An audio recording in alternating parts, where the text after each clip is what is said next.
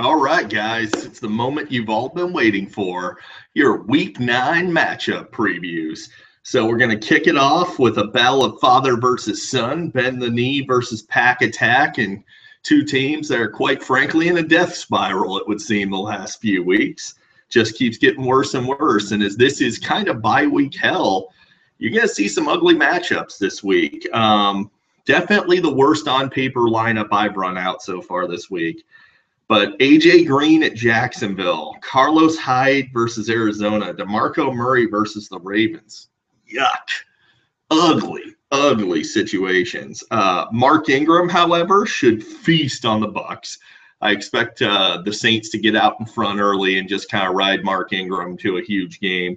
Tyreek Hill is an absolute bust. My bold prediction, less than 5 fantasy points. And I think we'll get to the Chiefs versus Cowboys later on.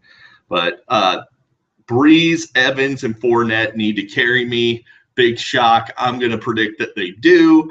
And I'm going to go ahead and call this one for Bend the Knee. Bend the Knee takes down the W here. Crabtree versus Steve. The battle of the bastards. And the reason I refuse to say your team name, Steve, is I don't believe that this player will be on your team by the end of the week. So as far as Steve's side of this matchup, Russell Wilson versus the world. I mean, Russell Wilson just putting up a ton of fantasy points week in and week out since he basically got gifted Russell Wilson from Tony in one of the worst trades in the league this season. Good matchups for Alex Collins, Alfred Morris, and I suspect Will Lutz is going to put plenty of points on the board, being as he'll probably kick 5 or 6 extra points to go with 2 or 3 field goals. Should be a huge game for Will Lutz. Delaney Walker is useless, healthy or not. Look elsewhere at tight end if you want any real shot at some points at tight end. From Reese's side of things, Carson Wentz versus Russell Wilson is the QB battle of the week this week. And who would have thought way back when we did the draft that would be the situation? My bold prediction here is that Carson Wentz feasts on the suddenly exploitable Denver defense to the tune of 20-plus fantasy points. That's what I think is going down, over 20 fantasy points. We're likely looking at 300 yards, 3 touchdowns, and I don't think he turns the ball over. Maybe another 20 yards rushed in on the ground. Will Fuller, Doug Martin, Alvin Kamara, all will have solid days. The Jags D is going to feast on the Bungles, of course. Christian McCaffrey, however, he's a turd. I mean, he's just not a very good fantasy player. Much better real-life player than he is fantasy player, but you got to stop trotting him out there in your lineup every week. You got to find a better option. So winner is going to be Steve in what I'm calling as the upset of the week.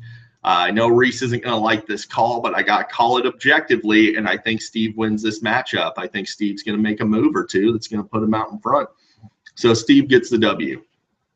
Team of the Damned versus Follow the Buzzards. So we got Jared versus Jason, and kind of a grudge match here. Jay Ajayi, let's discuss this for a second.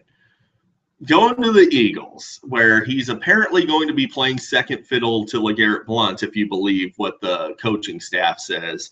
He's useless. He's absolutely useless. He's going to maybe get 10 carries a game moving forward, if that.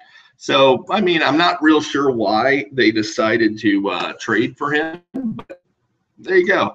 Rams D is going to get Darkwood. Orleans Darkwa is going to do very well against the Rams D. Deshaun Watson continues his dominance this week against the non-existent Colts D. My bold prediction, though, and you'll notice a trend with these bold predictions as far as Chiefs players go. Travis Kelce gets shut down by the Cowboys to the tune of 4 catches for 38 yards. I don't know why. That's a gut call. DeAndre Hopkins is an animal from Jason's side of things. Cam Newton is not. I don't know. Cam Newton sucks.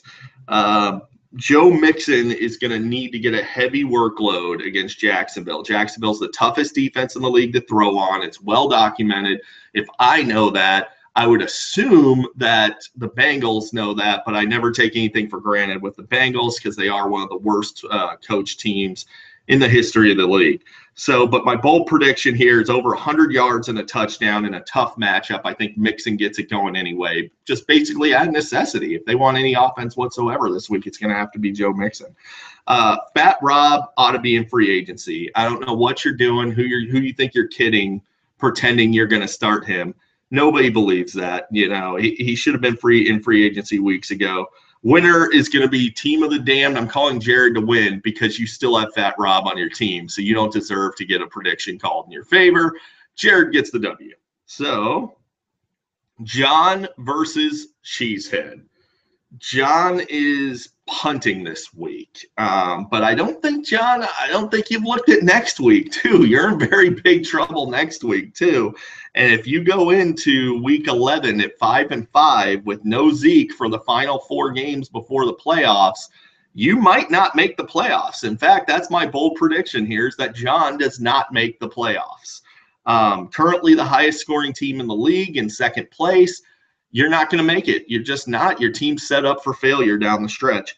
Dak and Dez both take a major hit in value, however, as teams are going to look to take away Dez Bryant without Zeke Elliott in there. Dez Bryant's the only real offensive weapon that the Cowboys have left, and I suspect that teams are going to double Dez and just keep the ball away from him. LaShawn McCoy is back, and he's going to absolutely crush the Jets on Thursday night.